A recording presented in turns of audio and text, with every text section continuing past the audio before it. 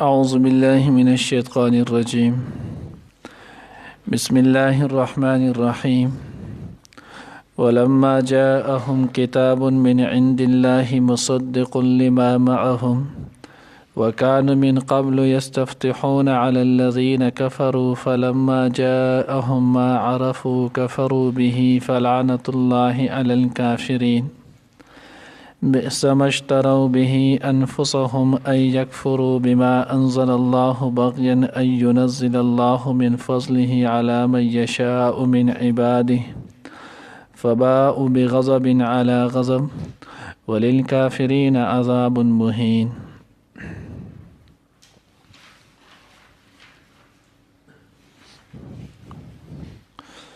نننی درس کې به ان شاء الله العزیز سورة بقرہ رکو نمبر 11 او آیات نمبر 89 او 90 ویلې کېږي. دو آیاتونه. اوس دې آیات کې الله جل جلاله فرمایي هر کله چې وای دوی ته کتاب رالو د الله جل جلاله د طرف نه مصدق لما معهم چې تصدیق کوونکی او د هغه څه چې کم دی سره وکانو من قبل یستفتحون علی الذین کفروا اول دی چې دوی به د دینه مخکې کامیابی به غوښتله فتح به طلب کوله په کافرانو باندې فلما جاءهم ما عرفوا الله وی هر کله چې راغی دوی ته هغه چې کم دی پیژندلو کفروا به نو دوی د هغې باندې کفر وکړو انکار وکړو فلعنت الله علی الکافرین پس لعنت دی د الله پاک په کافرانو باندې. نو لما جاءهم د دینه مراد نو کتاب هر کله چې راغی د یهودو ته کتاب نه مراد نو قرآن پاک دی من عند الله د الله د طرفه مصدق لما معهم او دا کتاب داسې و چې د دې سره کم کتاب تورات شریف و نو دې کتاب د هغې کتاب تورات چې نو تصدیق کوونکی یعنی تورات کې چې کم احکامات کم خبرې راغلي نو دې کتاب د هغې تصدیق وکړو چې تورات هم د الله جل جلاله د طرفه چې نو حق او سچ کتاب و حضرت موسی علیه السلام باندې چې نو نازل شوی او دغه شان د هغې تصدیق کوونکی په دې اعتبار سره هم چې تورات کې د رسول الله صلی الله علیه وسلم چې نو هغه صفات ذکر شوي ولو د نبی علیه السلام چې نو هغه د پیدایش ځای د حضور چې نو د هجرت ځای دا ټولې خبرې پکې ذکر شوي نو قرآن پاک د هغې تصدیق وکړو چې دا او حق سچ او حق پیغمبر دی اوس دغه پیغمبر چې نو هغه تاسو ته رالو نو د دې وجې نه ویلی کېږي چې دا کتاب من عند الله او دویم د تصدیق کوونکی او د هغه کتاب چې کم د دې سره او الله جل جلاله ذکر کوي وکانو من قبل یستفتحون علی الذین کفروا او د دې سره سره دی به په خپله هم چې نو د کافرانو خلاف د دغه پیغمبر په ذریعه باندې چې نو هغه به څه کوله د فتح به طلب کوله یعنی کله به چې د دوی د کافرانو سره چې نو څه جګړه راتله جنگ به راتللو نو دوی به په هغه صورت کې چې نو د حضور علیه السلام په وسیلې سره دعا چې نو هغه کوله. تفسیر چې نو هغه دغه هم لیکلی دی خازنو او تفسیر ابن کثیر چې نو هغوی هم لیکلی د هغوی چې کله بنو نظیر او بنو قریظه دا دواړه قبیلې چې نو مخکې مونږ دې نه لکوټې مخکې اوس ویلي ولو نو دې دواړو قبیلو چې نو هلته په مکه مدینه منوره کې د پاتې کېدی او مدینې د پاتې کېدو سره سره هلته اوس او خزرج دا دوه قبیلې چې نو هغه هم پاتې کېدلې د مشرکانو د عرب چې نو هغه قبیلې نو دوی به د هغوی سره چې کله داسې جګړه او دا براله نو دوی به ورته چې اوس به یو اخرنی پیغمبر چې نو هغه به مبعوث کېږي هغه پیغمبر به راځي او موږ به د هغه په معیت کې ستاسو سره چې نو هغه قتال کوو تاسو به داسې قتلو لکه څنګه چې قوم عاد او قوم ارم چې نو هغه قتل کړو نو الله رب العزت وی وکانو من قبل یستفتحون او داسې به دوی چې نو هغه مطلقي دوی به د حضور علیه السلام چې نو په وسیله سره چې نو هغه دعاګانې هم غوښتلې حضرت قتاده رضی الله تعالی عنہ به ورسته ایمان نه وړو دغه شان چې نو معاذ ابن جبل رضی الله تعالی عنہ دوی هم بیا ورسته ایمان نه وړو نو دی یو پیره په خپله د یهودو ته هم ویلو وی تاسو خو به دې نه مخکې چې کله مونږ په حالت د شرک ولو مونږ به چې کم وخت بت پرستی او شرک کولو او تاسو به ځان ته مسلمانان ویلو نو کله به چې زمونږ او ستاسو باس مباحثه او جنگ برالو نو تاسو خو په هغه وخت کې دا خبره کوله چې اخره کې یو پیغمبر چې نو آخر پیغمبر راتلونکی دی او د هغه پیغمبر په معیت کې به مونږ چې نو ستاسو سره جنګیږو نو اوس دا هغه پیغمبر دی رالو د هغه صفات خو مونږ ستاسو نه زده کړو مونږ په دغه پیغمبر باندې ایمان راوړو او تاسو چې نو اوس په ولې ایمان نه راوړئ تفسیر ابن کثیر کې نو هغه دغه لیکلي نو د دین یو يهودي سلام بن مشکم نو هغه څه نو راپاسو دا هغه ورته وی دا هغه پیغمبر نه دی الیاذ بالله وی دا هغه پیغمبر نه دی د کم پیغمبر صفات چې دی نو هغه به مونږ ذکر کول وی دا هغه پیغمبر نه دی او تفاسیر کې لیکلیم دوی اللهم انصرنا بالنبي المبعوث الذي الا تو زمونږ چې نو هغه مدد وکړي د هغه پیغمبر سره چې هغه به مبعوث کېږي په آخر الزمان په آخرنی چې نو هغه زمانه کې په آخرنی دور کې نجدو چې صفاته چې نجدو صفاته فی التورات چې مونږ د هغه صفاتونه چې نو هغه په تورات کې وینو نو فکانو ینصرون نو دغه وسیلې په برکت به الله جل جلاله دی لچې نو فتح ورکړه نو الله رب العزت وی چې بیا دا پیغمبر کله تاسو ترالو نو تاسو دغه پیغمبر بیا سوکړلو تکذیب وکړلو کفر وکړو دغه پیغمبر نه چې نو تاسو انکار وکړلو اوس دلته چې نو هغه دا خبره چې آیا وسیله چې نو غختل شته او کنه بعض تفاسیر په دې کې چې نو دا مسله چېړل نه په دا کې چې نو علامه ابن تیمیه رحمت الله علیه چې نو هغه هم ذکر کړی دی دغه شانت چې نو هغه شیخ الهند رحمت الله علیه چې نو هغه رشید احمد گنگوهی رحمه الله دا غوی هم فتاوا رشیدیه کې ذکر کړی فتاوا بزازیه کې چې نو هم دغه شان ذکر کړی دی بهر نور کتابونه پای کې سرفراز خان صدر صاحب نور الله مرقده داغه په ذخیره الجنان تفسیر ذخیره الجنان کې هم ذکر کړی فواید صفدریه کې چې نو هغه هم دغه خبره چې نو وسیله متعلق دا ذکر کړی ده چې وسیله داغه درې صورت دي یو صورت چې نو هغه دا چې توسل کون کې وسیله کون کې داغه کچرته د حضور علیه الصلاۃ والسلام په ذات سره یا د یو نیک سړی چې نو هغه په ذات داغه سره چې نو وسیله غواړي چې الله زما دا کار وکړي د رسول الله صلی الله علیه وسلم چې نو هغه په توفیل داغه په برکت داغه په حق او دې په دې کې چې نو دغه پیغمبر یا دغه ولی یا دغه صحابي حاضر ناظر غني عالم الغیب غني او دغه شانتی د چې نو دغه متصرف فی الامور غني چې دته په کارونو کې تصرف حق چې نو حاصل دی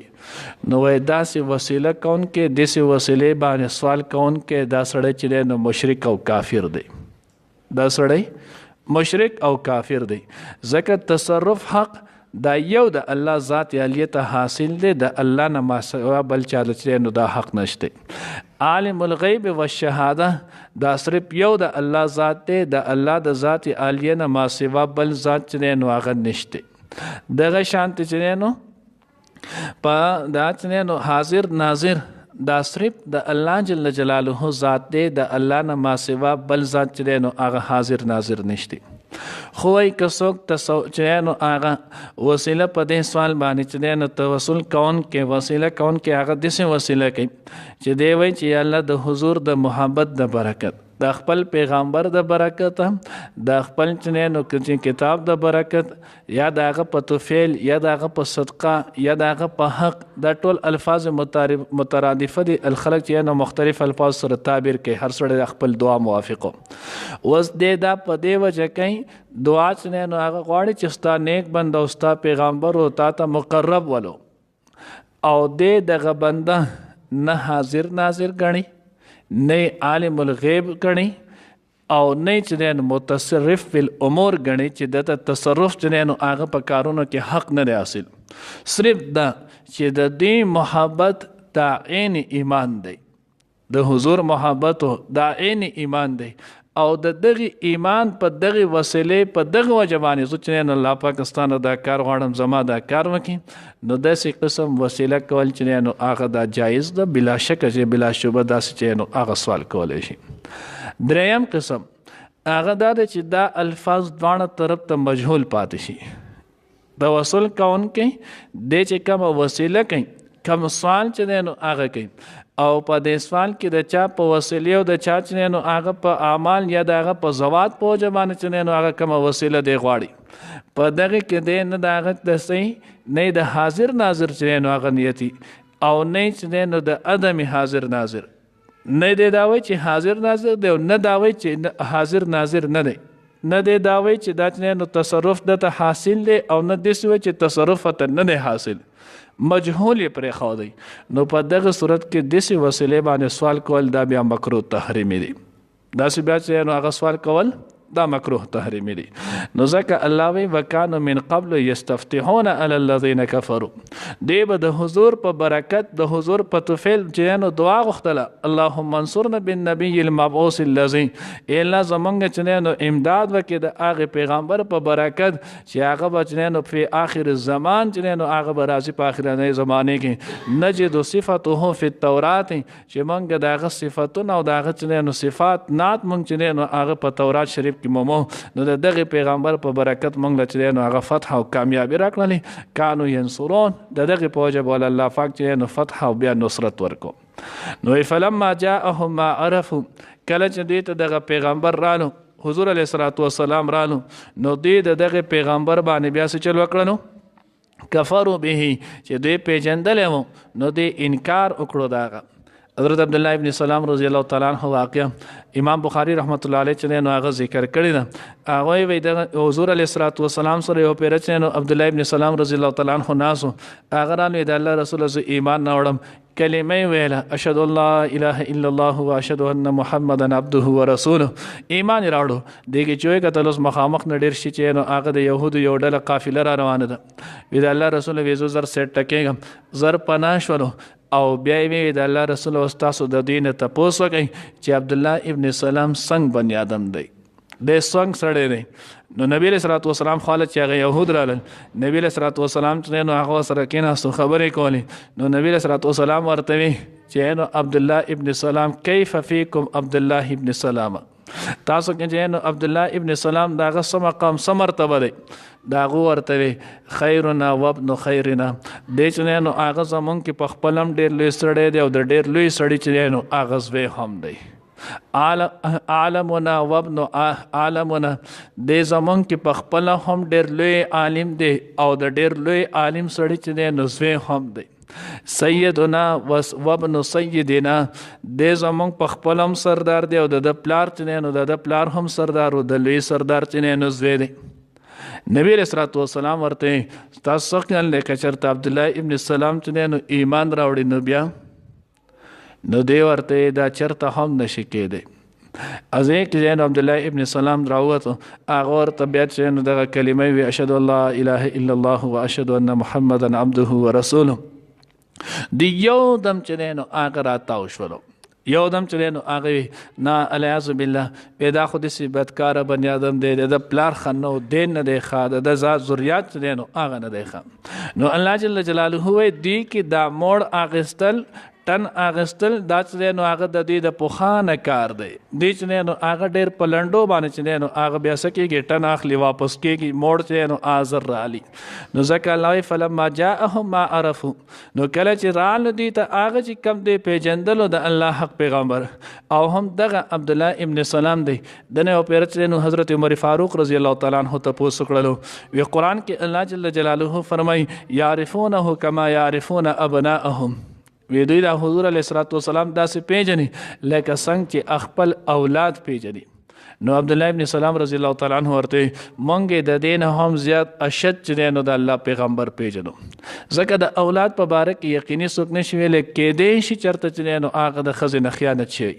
خو د الله د پیغمبر چې کوم صفات ذکر کړي نو دا الله ذکر کړي، د الله پیغمبر ذکر کړي، د الله آسماني کتاب کې چې نو هغه راغلی او په هغې کې غلطي چې نو نشي کېدی. نو الله ځکه ذکر کوي کفروا به، دې د هغې چې نو څه وکړلو انکار وکړو، فلعنت الله علی الکافرین، پس لعنت دی د الله پاک په کافرانو باندې. نو اوس مونږ وې د قمخ کې پرون مونږ ویلو لعنت ویلې کېږي البعد عن رحمت الله تعالی، د الله د رحمت نه چې دی نو لرې کېدل، بدترین بد دعا ده. نو ځکه ویلې کېږي الله په خپل وایي چې په دوی د لعنت وي د الله پاکو.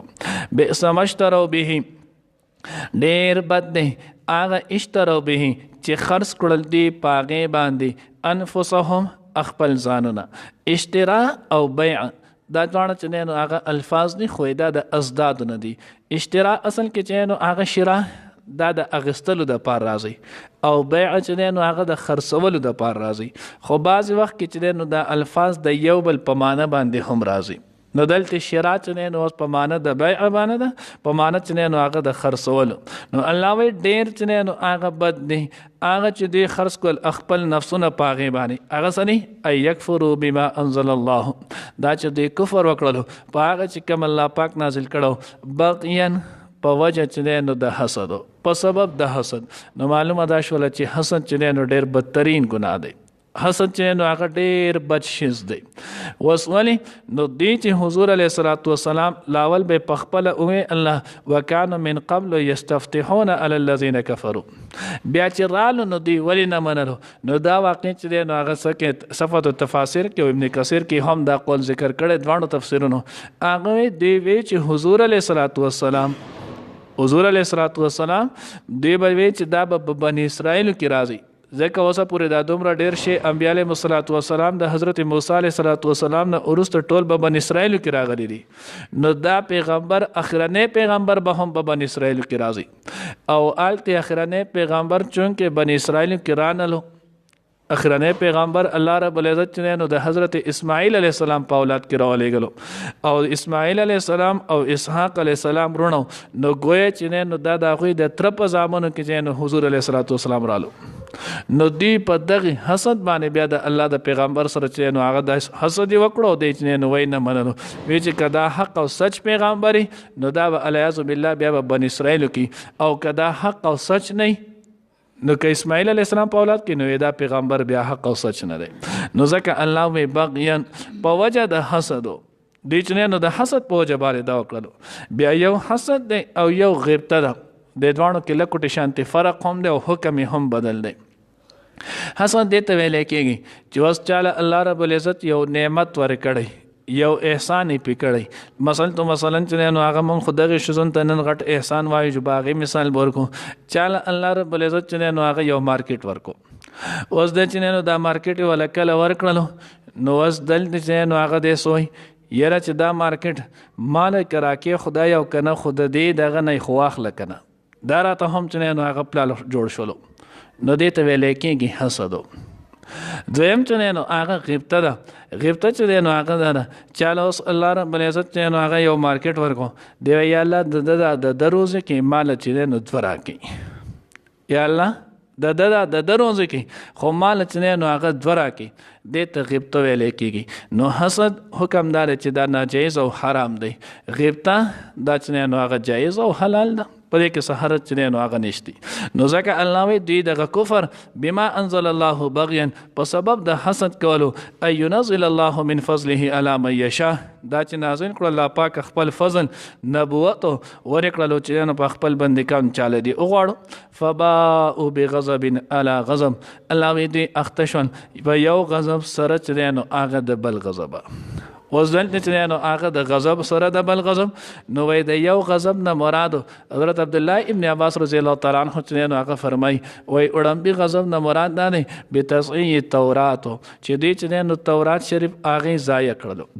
په هغې باندې ایمان را نه وړلو. اعلی غضب د دویم غضب نه مراد چې نو حضور علیه الصلاۃ والسلام او قرآن پاک دی. سره ده دی چې یو غضب خو آلته مخکې کفر وکړو، تورات یې ونه منلو، نو په کار دا وی چې اوس اخرنی پیغمبر راغلی چې دی منلی، د اخرني پیغمبر کتاب یې منلی، نو دوی آلته هم پاک غضب اخته شول، آلته تورات ونه منلو، دلته چې حضور علیه الصلاۃ والسلام مبعوث شولو چې د الله پیغمبري ونه منلو. بعضې چې نو حضراتو معنی کړي فباءوا پس اخته شول بغضب په غضب علی غضب سره چې نو هغه د بل غضبه. نو د وړاندې غضب نه مراد دا دی چې دوی د حضرت عیسی علیه السلام او د انجیل چې دی نو هغې تکذیب وکړلو. علا غضب سره د بل غضب دلته چې نو بیا د حضور علیه الصلاۃ والسلام او د قران پاک تکذیب وکړلو. بعضې چې نه هغه معنی دا کړي فباء بغضب علی غضب دی اختشل په غضب سره چې نو د بل غضب اوس دغه بل غضب چې نو هغه سوالو نو دا دویم غضب داول دی چې نو لاول حسد وکړلو او بیا د حسد نه اورسته کفر انکار هم وکړلو. نو لاول د غضب د حسد په غضب کې اختشل پاک معنی الله پاک چې نو مردود کړه او بیا د هغې سره سره چې نو د الله د پیغمبر نه انکار وکړو نو ځکه الله فباء بغضب علی غضب وللکافرین عذاب مهین او کافرانو د پاره عذاب د مهین د ذلتو. نو معلومه دا شوله چې دوی کافر په دغه باندې شي ولو ولی ځکه چې نو هغه الله رب العزت مسلمان له چې کم په گناهونو په وجه الفیظ والامن هغه جهنم ته لاړ شي نو د د پاره به د جهنم عذاب دا پتور د عذاب او دا پتور چې نو هغه د اهانت او د ذلت بنئ بلکې د مسلمان د پاره به جهنم عذاب دا پتور چې نو د سزا د عذاب او د تطهیر د پاکولو کله چې د ګناه نه پاک شي بیا د جهنم نه راوځي. نو ځکه د دې په حق کې الله فرمایل وللکافرین عذاب مهین د دې کافرانو د پاره چې نو عذاب د اهانت نو چې کله د اهانت دی نو دوی به پاکیږي نه چې پاکیږي نه نو همیشه به په جهنم کې پراته دا غي نه براوځي نه. الله دې زموږ دا غي نه حفاظت وکړي. ولما او هر کله چې جاءهم راغی دوی ته کتاب من عند الله د الله د طرف نه مصدق تصدیق کوونکی لما د هغه څه معهم چې د دوی سره دی وکانو من قبل او ول دوی چې نو مخکې د دی نه یستفتحون چې کامیابي به غوښتله فتح به طلب کوله علی الذین کفروا په کافرانو باندې فلما پس هر کله چې جاءهم راغی دوی ته ما آغا عرفو چې پیجندلیو دوی کفرونو دوی انکار کړو به داغي فلعنت الله پس لعنت د الله دی علی الکافرین په کافرانو باندې بئس ما ډیر بد دی هغه څه اشترو چې خرڅ کړل دی به پاغیز په بدل کې انفسهم خپل ځانونه ای یکفرو چې انکار وکي بما د هغه انزل الله چې نازل کړي الله پاک بغیان په سبب د حسد کولو په سبب په وجه د حسدو ای ينزل الله چې نازلوي الله پاک من فضله خپل فضل رحمت نبوت علامه پاغه چا باندې یشاء چې غواړي من عباده د خپل بندگانو نه فباءوا پس اختشول بغضب په غضب علی غضب سره د بل غضب وللکافرین او کافرانو د پاره عذاب د مهین د ذلتو.